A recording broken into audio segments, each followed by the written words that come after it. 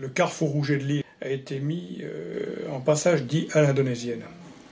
Alors la raison de cette configuration, c'est pour améliorer son écoulement de trafic en fait.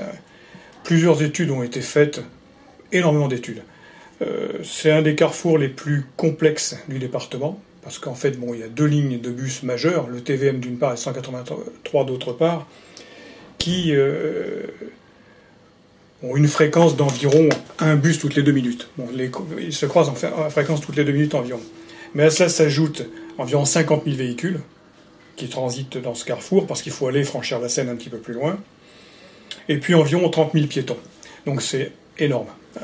C'est un point de passage obligé, ce qui fait que, évidemment, on a des retenues de trafic qui sont considérables. Les études que les services spécialisés ont pu présenter, ne montraient pas d'amélioration possible autre qu'un carrefour à l'indonésienne, c'est-à-dire avec un franchissement par la gauche. Oui, en fait. Ce qui permet finalement d'éviter les autoblocages.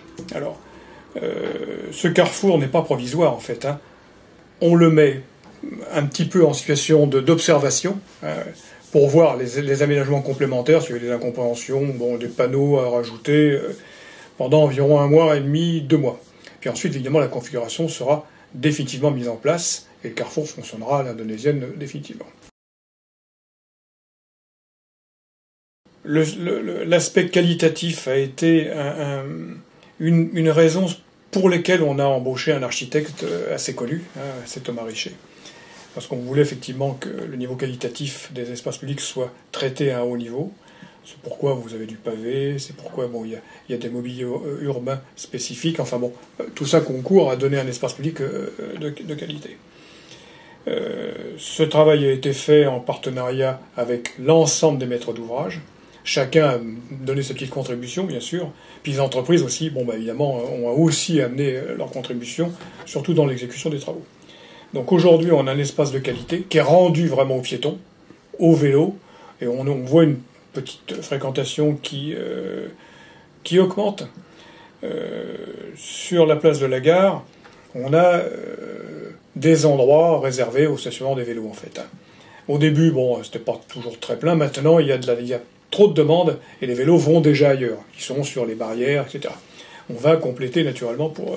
c'est donc l'indice d'une certaine réussite, quand même.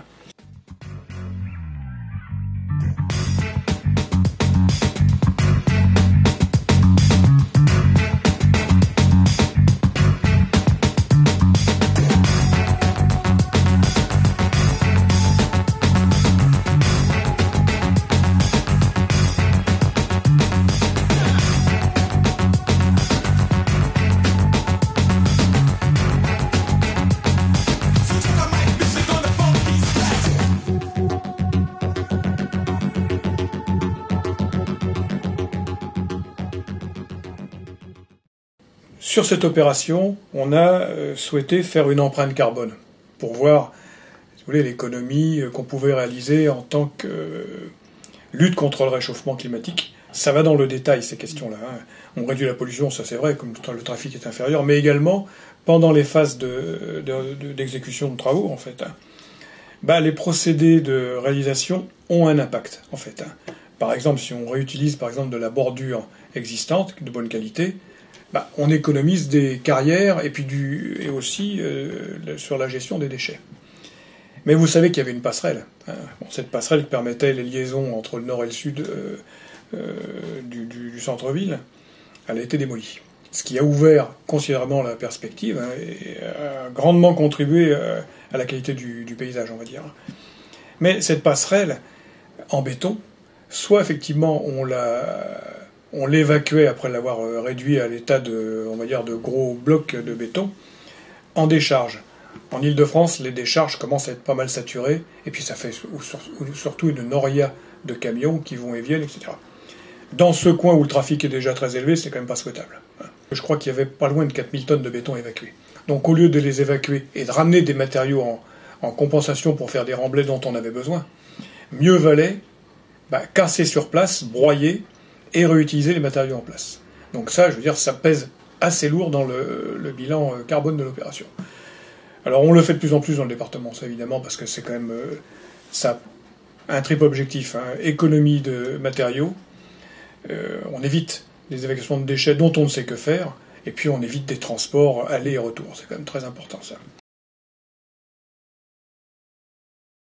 C'est un peu, si vous voulez, le carrefour qui vient clore l'ensemble des aménagements qui sont réalisés dans le cadre des travaux d'aménagement du pôle.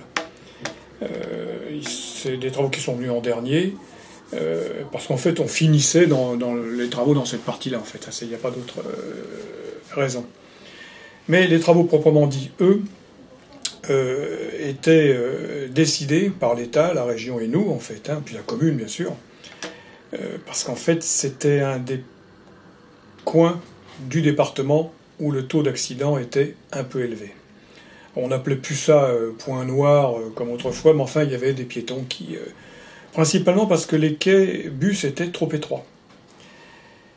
Il fallait rendre un petit peu la voirie et l'espace public un peu à tout le monde, et pas le laisser cet espace uniquement à la voiture, comme c'était le cas depuis les années... Bon. Donc c'est pourquoi on a réalisé un projet dont l'ambition était de favoriser les liens entre les différentes lignes de bus, le raccordement avec le RER aussi, bien sûr, et puis toutes les convergences bus dans ce secteur.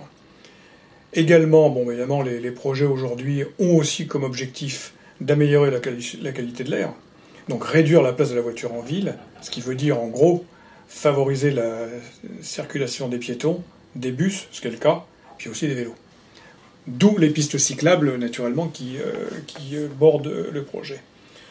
Alors, par rapport à l'origine, au lieu tel qu'ils étaient à l'origine, la place rendue aux piétons est sans commune mesure avec ce qu'il y avait autrefois. On a des trottoirs qui font plus de 10 mètres de large à certains endroits, en fait. Et on dégage les places, des places qui sont visibles aujourd'hui, comme le parvis de la cathédrale notamment. Et puis, on accompagne également le projet en rue, où il y a eu des démolitions qui ouvrent l'espace considérablement, il faut bien le dire en fait. Cette opération se solde par un bilan financier bon, on va dire. Les délais de l'opération, alors évidemment, on a un peu le sentiment que ça a été long. Il y a eu 2 tranches de travaux. Une première tranche qui a duré 1 an et 3 mois, interrompue pendant 1 an, le temps qu'on se mette d'accord pour la démolition de la passerelle. C'était pas si facile que ça, il fallait se mettre d'accord. Donc ça a nécessité une interruption, à la suite desquelles il a fallu relancer un nouvel appel d'offres pour la deuxième tranche. Au total, il y a 3 ans, proprement dit, il y a 3 ans de travaux réels sur les 4 ans. Que reste-t-il à réaliser aujourd'hui ? Bon, en dehors de la réception des travaux, plus grand-chose, en fait. On aura terminé absolument les dernières plantations, je dirais, l'engazonnement des terre-pleins centraux d'ici une quinzaine de jours. Et cette opération, bon, je la considère comme une réussite.